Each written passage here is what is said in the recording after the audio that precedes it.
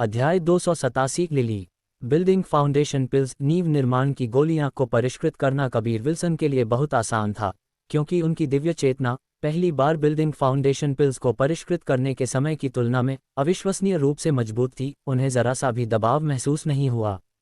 परिष्कृत करते समय उनके चेहरे पर आराम का भाव था। समय समय पर वह आयशा की ओर देखते, लेकिन चाहे वह उन्हें कितनी भी बार देखते, वह कभी थकते नहीं थे। जितना अधिक वह उन्हें देखते उतना ही आरामदायक महसूस करते थे, खासकर आज जब उनके कपड़े इतने शानदार थे। कबीर विल्सन ने अनुमान लगाया कि आयशा रूही से प्रभावित हो सकती हैं, इसलिए उन्होंने रानी की तरह कपड़े पहने थे। हालांकि उनमें वास्तव में वह स्वर्ग के नीचे प्रथम वाला प्रभावशाली अंदाज नहीं था, और न ही उनमें रूही का शांत और कुलीन स्वभाव था। इसके बजाय उनमें एक अलग तरह का आकर्षण था, जो चंचल, मोहक और कुलीन आभा से भरा हुआ था। उनका आकर्षण किसी भी पुरुष में उन्हें जीतने की इच्छा जगा सकता था। अचानक कबीर विल्सन को गहरे जानवर के बैग के अंदर कुछ हरकत महसूस हुई। छोटा सफ़ेद बाघिन लिटिल व्हाइट टाइगर गहरे जानवर के बैग में प्रवेश करने के बाद से हमेशा सोई हुई थी। कबीर विल्सन को आखिरकार उसके जागने तक इंतजार करना पड़ा। कबीर विल्सन ने धीरे से कहा, छोटे जीव, अंदर थोड़ी तंगी हो सकती है, लेकिन मैं तुमसे कुछ समय तक धैर्य रखने के लिए कहता हूँ। एक बार जब मुझे मौका मिलेगा तो मैं इसे थोड़ी बड़ी जगह से बदल दूंगा। नहीं, सब ठीक है। छोटे सफ़ेद बाघिन की डरपोक आवाज़ कबीर विल्सन के दिमाग में गूंजी। ये स्पष्ट था कि वह कबीर विल्सन से काफ़ी डरी हुई थी। वह पहले ही उनसे पूरी तरह भयभीत हो चुकी थी, जिससे कबीर विल्सन को अनुकूलन करना कुछ मुश्किल हो रहा था। कबीर विल्सन ने पूछा, तुम्हारा नाम क्या है? छोटे सफ़ेद बाघिन ने सावधानी से पूछा। मास्टर, मेरा कोई नाम नहीं है। क्या आप मेरी मदद करके एक नाम चुन सकते हैं? आत्मा के जीव बोल नहीं सकते थे, वे केवल दिव्य चेतना का उपयोग कर सकते थे। मनुष्य सभी जीवित प्राणियों में सबसे बुद्धिमान थे। जानवरों के अंतिम विकास के बाद वे मानव रूप ले सकते थे, बिल्कुल रिनी की तरह।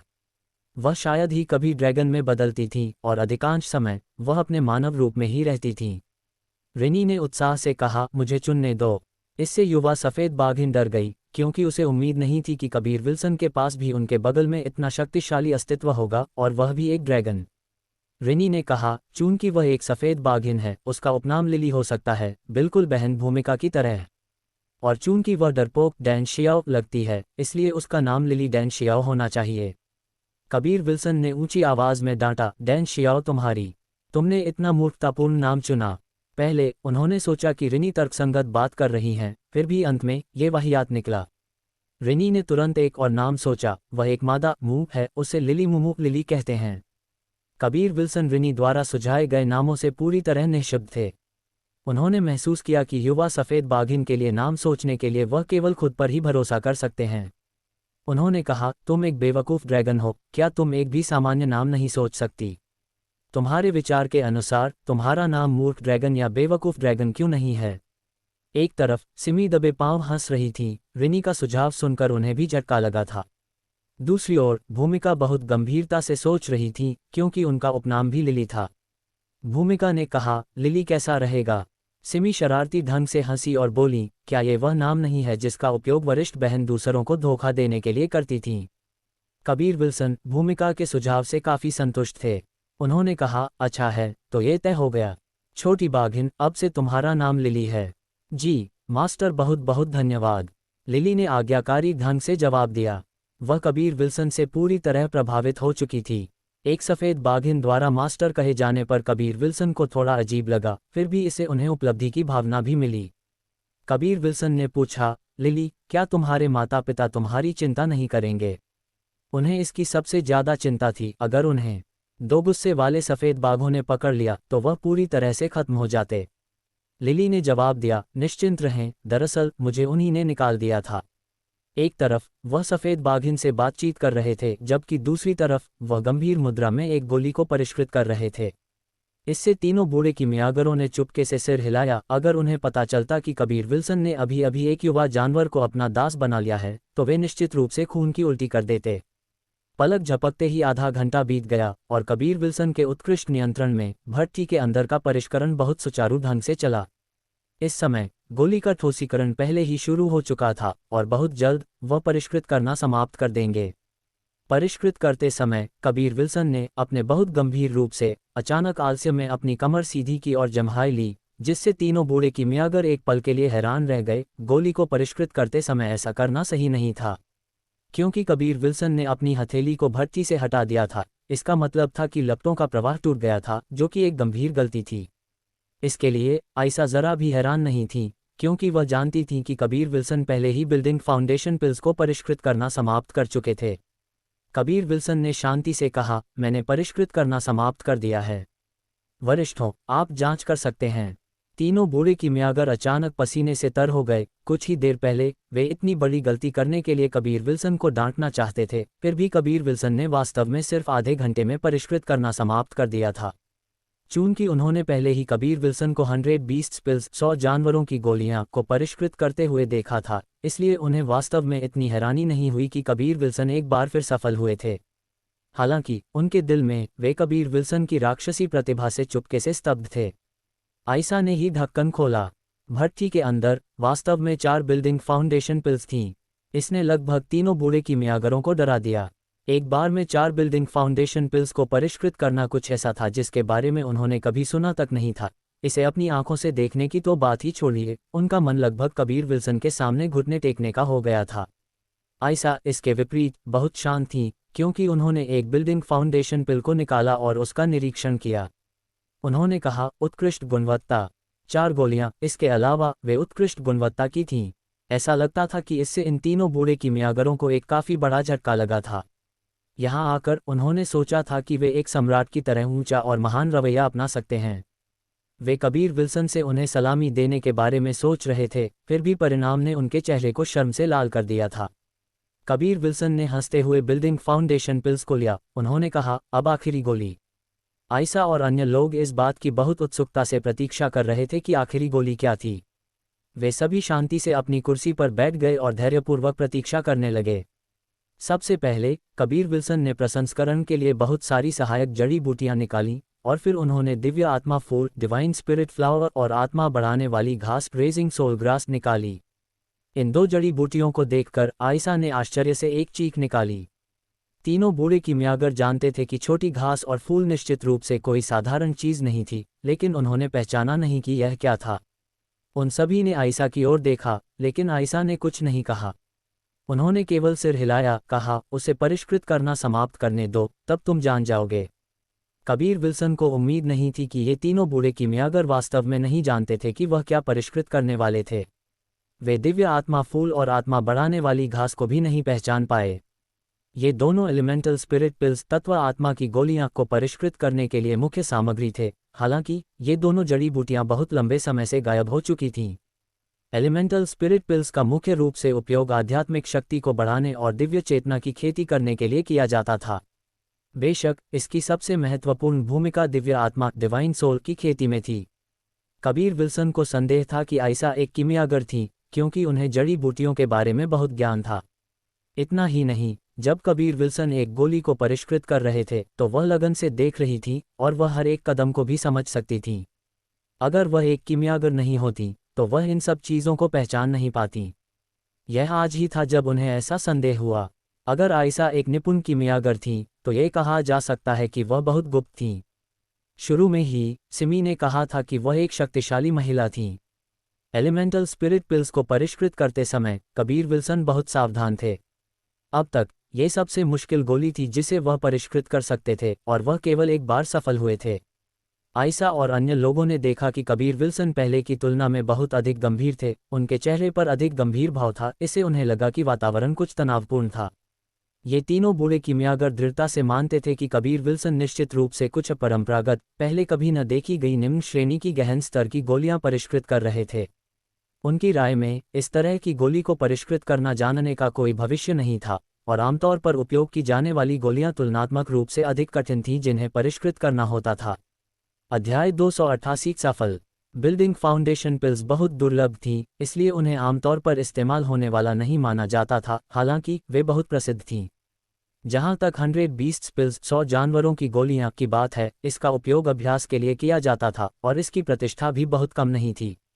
इनके अलावा लाइफ एलिमेंटल पिल, जीवन तत्व की गोली भी थी। यदि कोई थका हुआ होने पर इसे लेता था तो वह पलक झपकते ही बड़ी मात्रा में सत्य क्यूई को पुनर्प्राप्त करने में सक्षम हो जाता था, जिससे वे थोड़े समय के लिए ऊर्जावान बन जाते थे। इसके अतिरिक्त ये किसी व्यक्ति की छिपी हुई क्षमता को भी प्रेरित कर सकता था। जहां तक लाइफ एलिमेंटल पिल को परिष्कृत करने की बात है, इसे बहुत कठिन नहीं माना जाता था, केवल इसकी जड़ी बूटियां ही दुर्लभ थीं। फिर बैप्टाइजिंग मैरो पिल मज्जा शुद्धिकरण की गोली थी। ये वह निम्न श्रेणी की गहन स्तर की गोली थी जिसे कबीर विल्सन परिष्कृत करना चाहते थे, लेकिन इसे परिष्कृत करना बहुत मुश्किल था। इसके अलावा इसकी जड़ी बूटियां भी बहुत महंगी थीं, जिनकी कीमत 120 पिल्स की तुलना में कई गुना अधिक थी। इसका मुख्य रूप से उपयोग शरीर को मजबूत करने के लिए किया जाता था और यह काफ़ी लोकप्रिय गोली थी। ऑल्टरिंग फैट पिल भाग्य बदलने वाली गोली भी थी, जो इसके उपयोगकर्ता की खराब आध्यात्मिक नस को बेहतर में सुधार सकती थी। यह अक्सर कुछ धनी परिवारों द्वारा खरीदी जाने वाली गोली थी और इसे परिष्कृत करना थोड़ा मुश्किल था। इसके अलावा इसकी जड़ी बूटियां भी थोड़ी महंगी थीं। जहां तक एलिमेंटल स्पिरिट पिल की बात है, जिसे कबीर विल्सन इस समय परिष्कृत कर रहे थे, ये निम्न श्रेणी की गहन स्तर की गोलियों में सबसे आगे थी। आखिरकार इसका उपयोग दिव्य चेतना को मजबूत करने के लिए किया जाता था। सत्य क्यूई की खेती करना आसान था, शरीर को तपाना कठिन था और दिव्य चेतना की खेती करना सबसे मुश्किल था। कबीर विल्सन के पास एक दिव्य आत्मा थी और केवल शिंटो में खेती करने से ही वह अपनी दिव्य चेतना को अति मजबूत बना पाते। चेनवू मुख्य भूमि में कबीर विल्सन की कीमिया प्रतिभा को अद्वितीय बताया जा सकता था, फिर भी उन्हें खुद पर गर्व और अहंकार नहीं था। उन्होंने एक बार सिमी को सेक्रेट पिल वर्ल्ड पवित्र गोली संसार नामक एक जगह के बारे में बात करते सुना था और वहाँ कीमियागर कुत्तों जितने थे। इसके अलावा वहाँ के कीमियागरों का पद चेनवू मुख्य भूमि से अलग था। यह एक बहुत उपजाऊ दुनिया थी और अफवाह थी कि वहाँ कीमती आत्मा जड़ी बूटियाँ सामान्य घास की तरह थीं। ये वह जगह थी जिसके लिए कबीर विल्सन तरस रहे थे, हालांकि वहाँ जाना बहुत मुश्किल था। इसके अलावा सिमी ने उन्हें वहाँ जाने का तरीका भी नहीं बताया। उन्होंने केवल यही कहा कि अगर उन्हें पता भी होता तो भी कोई फायदा नहीं होता, क्योंकि वह इतने मजबूत नहीं थे। इससे पहले जब कबीर विल्सन एलिमेंटल स्पिरिट पिल को परिष्कृत कर रहे थे, तो उनकी दिव्य चेतना अपर्याप्त होने के कारण कई विफलताएं हुईं। लेकिन अब जब उनकी दिव्य चेतना इतनी शक्तिशाली थी, तो एलिमेंटल स्पिरिट पिल को परिष्कृत करना बहुत अधिक बोझ नहीं था। शुरुआत में कबीर विल्सन को बहुत पसीना आ रहा था। हालांकि वह एक बार सफल हो चुके थे, लेकिन कबीर विल्सन को अभी भी लगा कि इसे परिष्कृत करना थोड़ा मुश्किल है। उनकी दिव्य चेतना वास्तव में बहुत मजबूत थी, लेकिन उन्होंने पाया कि रासायनिक भट्ठी में हर्बल स्पिरिट क्यूई को दबाने के लिए अचानक बहुत अधिक दिव्य चेतना का उपयोग करने से हर्बल स्पिरिट क्यूई और भी अधिक अत्याचारी हो जाएगी, जो विपरीत परिणाम देगा। कबीर विल्सन के रूप को देखकर तीनों बूढ़े कीमियागर अपने मन में सोच रहे थे।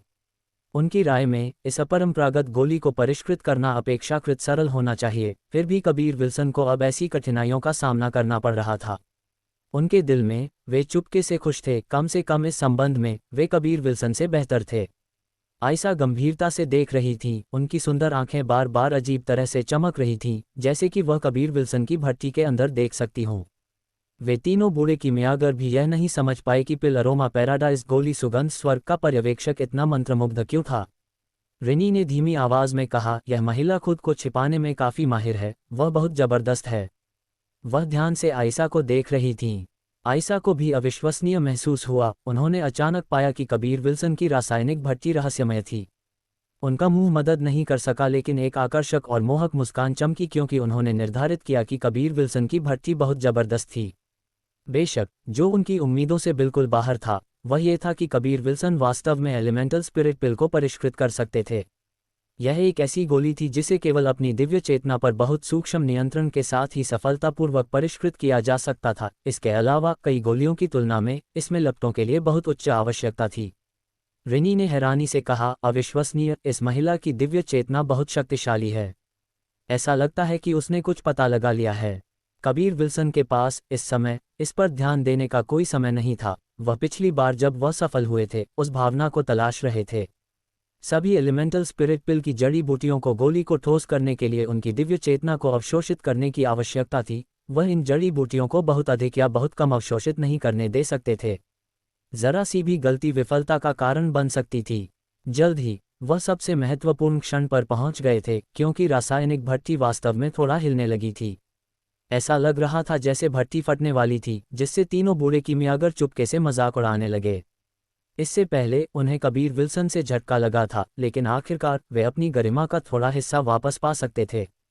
बैंग, एक दबी हुई विस्फोट की आवाज आई। इससे पहले कि कबीर विल्सन ने जोर से अपनी आंखें खोलीं, उनका सिर पसीने से भरा था। वह वास्तव में असफल हो गए थे। इसके अलावा भट्टी में एक विस्फोट भी हुआ था। उन्होंने चुपके से आग भरी और एक बार फिर जड़ी बूटियां निकालीं। एक तरफ वह प्रसंस्करण कर रहे थे, दूसरी तरफ वह विफलता के कारण को याद कर रहे थे जो अभी अभी हुई थी। उन तीनों बूढ़े किमियागरों के चेहरों पर थोड़ा खुश होने का भाव दिखाई दिया। कबीर विल्सन को अपनी भट्टी में विस्फोट करते देखकर उन्हें अपने दिल में काफ़ी बेहतर महसूस हुआ। हालांकि उन्हें नहीं पता था कि कबीर विल्सन कौन सी गोली परिष्कृत कर रहे थे, लेकिन उन्हें विश्वास था कि वे खुद इस तरह की गलती नहीं करेंगे। उन्हें अच्छा लगा कि कबीर विल्सन वास्तव में एक अपरंपरागत गोली को परिष्कृत करने में विफल रहे। आयशा ने भौहें चढ़ाईं। वह कबीर विल्सन की विफलता के कारण के बारे में सोच रही थीं। वह भट्टी के अंदर सूक्ष्म बदलावों को महसूस कर सकती थीं और वह देख सकती थीं कि कबीर विल्सन एलिमेंटल स्पिरिट पिल के परिष्करण के संबंध में अनुभव में बहुत समृद्ध थे। ये चीज़ें उनकी विफलता का कारण नहीं होनी चाहिए थीं। कबीर विल्सन ने अपनी दिव्य चेतना का उपयोग करते हुए रिनी को कोसा, अरे ओ लड़की, तुम लगातार चहकती रहती हो। अगर तुम लगातार चहकती नहीं रहती तो पिताजी असफल नहीं होते। रिनी ने नाराज़गी से जवाब दिया, मैंने अचानक पाया कि वह मोहक महिला बहुत जबरदस्त थी, मैं तुम्हें बताए बिना नहीं रह सकी। कबीर विल्सन और भी अधिक क्रोधित हो गए। उन्होंने कहा, तो क्या अगर तुम मुझे बताना चाहती थी, तुम उस छोटी सफ़ेद बाघिन लिली के साथ बकवास क्यों कर रही थी? अगर तुम गपशप करना चाहती हो तो गपशप करो, तुम मुझे क्यों सुनाना चाहती हो? रिनी ने नखरे से कहा, मुझे माफ़ करना, मुझे बस लगा कि लिली बहुत अजीब थी, इसीलिए मैं उससे बात कर रही थी। किसने सोचा होगा कि इससे तुम्हारी एलिमेंटल स्पिरिट पिल का परिष्करण इतना मुश्किल हो जाएगा। इससे कबीर विल्सन फिर से गुस्सा नहीं हो पाए। सौभाग्य से अभी भी फिर से परिष्कृत करने का एक और अवसर था, लेकिन यह आखिरी मौका था। रिनी ने, जब कबीर विल्सन जड़ी बूटियों का प्रसंस्करण कर रहे थे, अपनी खोज कबीर विल्सन को बताई। छोटे बदमाश, उस मोहक महिला की दिव्य चेतना बहुत मजबूत है। वह रासायनिक भट्टी के अंदर की स्थिति को स्पष्ट रूप से महसूस कर सकती है। कबीर विल्सन ने आह भरी और कहा, वह मेरे कई रहस्य जानती है, मुझे डर नहीं है कि उसे इसके बारे में भी पता चल गया है। आयशा उनका और रूही का रहस्य जानती थी और वह ये भी जानती थी कि वह धीरन के शिष्य थे। हालांकि वह जाहिर नहीं थी, कबीर विल्सन को अभी भी यकीन था कि उन्होंने निश्चित रूप से इसका पता लगा लिया था। कबीर विल्सन ने कोसा, मेरे सामने ये लड़कियां आमतौर पर मूर्ख होने का ढोंग करती हैं, लेकिन मैंने कभी नहीं सोचा था कि वे इतनी चतुर थीं। सिमी ने प्यार से हंसते हुए कहा, अगर तुम्हारे सामने लड़कियां बहुत चतुर होती हैं तो तुम खुश नहीं होगे। वे तुम्हें बहकाने के लिए ही मूर्ख होने का नाटक करती हैं। कबीर विल्सन ने जड़ी बूटियों को भट्टी के अंदर रखना शुरू कर दिया और फिर लपटों को डालना शुरू कर दिया। इससे पहले कि उन्होंने रिनी को सलाह दी, छोटी लड़की, चाहे कोई भी मामला हो, मेरे परिष्करण को समाप्त होने तक प्रतीक्षा करो, तभी तुम मुझे बता सकती हो। रिनी ने प्यार से चिल्लाया, मुझे पता है। इस बार कबीर विल्सन अभी की तरह ही थे, बहुत पसीना आ रहा था। उन्हें एलिमेंटल स्पिरिट पिल को परिष्कृत करने से थोड़ी नफरत होने लगी। इस तरह की गोली को परिष्कृत करना, कोई फर्क नहीं पड़ता कि एक किमियागर की दिव्य चेतना कितनी मजबूत थी, अगर उन्होंने इसे अच्छी तरह से नहीं समझा है तो उन्हें निश्चित रूप से नुकसान उठाना पड़ेगा। कबीर विल्सन अपने दिल में दृढ़ हो गए। चलो, 2 गोलियां। अपनी दिव्य चेतना का उपयोग करते हुए उन्होंने हर्बल स्पिरिट क्यूई और हर्बल पाउडर के फ्यूज्ड मासेस को 2 भागों में विभाजित कर दिया। उसके बाद उन्होंने उन्हें गोलियों में निचोड़ना शुरू कर दिया। पहली बार कबीर विल्सन एक ही समय में 2 गोलियां परिष्कृत कर रहे थे। यदि वह केवल एक गोली परिष्कृत कर रहे होते तब तक वह जड़ी बूटियों की शक्ति को पूरी तरह से बाहर नहीं निकाल पाते। अगर वह एलिमेंटल स्पिरिट पिल से बहुत परिचित नहीं होते तो वह निश्चित रूप से 3 गोलियों के लिए जाते। अब भट्टी के अंदर ऊर्जा के 2 मासेस को धीरे धीरे निचोड़ा जा रहा था। आयशा की इंद्रियां पूरी तरह से स्पष्ट थीं, उनके दिल में वह अत्यंत हैरान थीं। जब उन्होंने कबीर विल्सन को देखा तो उनकी आंखों में प्रशंसा का भाव दिखाई दिया। कबीर विल्सन अपने दिल में चिल्लाए, ठोस करो। जैसे ही कांपती हुई भट्टी अचानक शांत हो गई। एलिमेंटल स्पिरिट पिल के ठोसीकरण के दौरान जब तक एक कीमियागर की दिव्य चेतना काफ़ी मजबूत थी, तब ये प्रक्रिया बहुत आसान हो जाती थी।